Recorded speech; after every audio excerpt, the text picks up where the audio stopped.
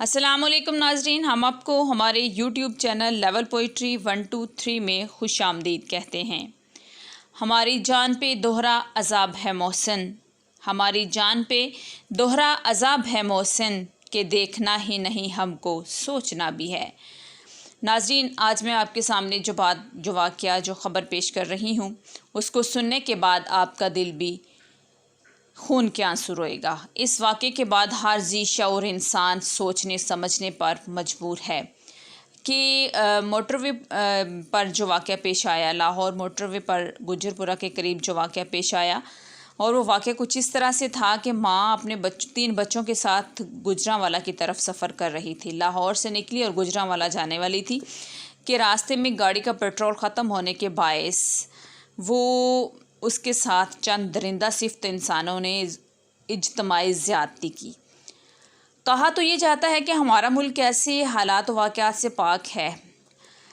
हम तो कभी बम्बई की बातें करते थे कि इंडिया में ये रेप केसेस बहुत होते हैं, मगर आज ये बात सुनकर हम ख़ुद बहुत परेशान हो गए हैं कि चंद माह पहले, हम आपको बताते चाहें कि चंद माह पहले पार्लियामेंट में एक बिल पास होने को दिया कि अगर कोई किसी बच्चे या औरत के साथ कोई ज़्यादती करेगा, कोई शख्स ज़्यादती करे, तो उसे फ़ौरन फांसी पे लटका दिया जाएगा।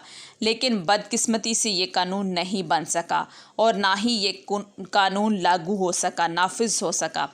रियासत मदीना का नाम लेने वाले नाम नहाद हुक्मरानों को चाहिए कि वो कानून बना लेते और नाफिजुल अमल भी करवाते, तो फिर ऐसी कोई जुर्रत ना करता कि कोई हवा की बेटी की तरफ गंदी या मैली आँख से ना देखता। नाज़रीन, मैं यहाँ पे आपको बताती चलूँ कि जनरल ज़ियाउल हक़ के दौरे हुकूमत में 1980 यानी 1980 में सिर्फ़ एक सिंगल केस ऐसा हुआ था कि जिसमें एक शख्स ने एक लड़की के साथ ज़्यादती की थी, ज़िना किया था। तो उस दौर में उस शख्स को सरे बाज़ार फांसी पे लटका दिया गया था। और सबसे बड़ी बात ये थी कि उस लटके हुए शख्स को सुबह से मगरिब की अज़ान तक किसी ने नीचे नहीं उतारा था, सिर्फ़ इसलिए कि दुनिया के सामने वो एक इबरत का निशान बन सके, दुनिया के सामने लोगों को एक समझ आ सके कि हमने दूसरों को किस नज़र से देखना है और उनके साथ कैसा रवैया इख्तियार करना है।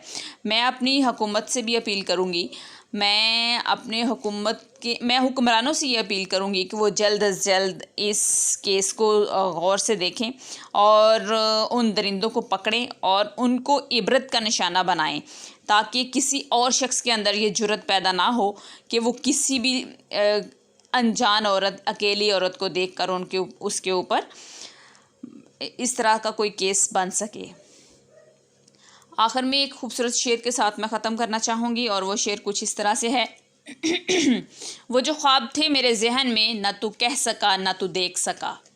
वो जो ख्वाब थे मेरे जहन में, न तू कह सका न तू लिख सका, कि ज़ुबान मिली तो कटी हुई, कलम मिला तो बिका हुआ।